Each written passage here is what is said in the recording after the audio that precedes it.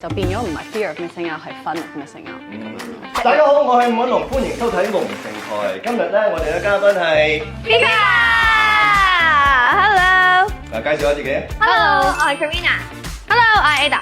Hi，我係老師。Hello，我係 Missy。喂 Viva，你哋記唔記得第一次我哋喺邊度見面啊？記得，好重要嘅場合嚟嘅。好重要㗎，係我哋係喺呢個一位好兄弟嘅演唱會，邊個演唱會 Oh my god。風嘅演唱會係啦，Go with the flow。 Let's get wet。好， ？How was it？How was it？嘅仲有啲，你好似邊個睇到？嗰日 Missy 唔喺度。唔緊要，今日見到面，咁啊好唔好睇啊？我係佢嘅 big fan 嚟㗎。好中意。我聽講咧，好快有個新歌出咯喎，叫做 FOMO 係咪 Yes。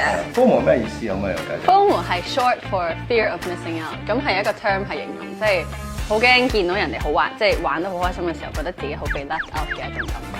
咁你哋自己都冇咁嘅經歷，所以有咁嘅。我覺得每個人都一定有嘅，即係喺唔同自己小學、中學嘅階段都可能會有，都會有過呢種感覺。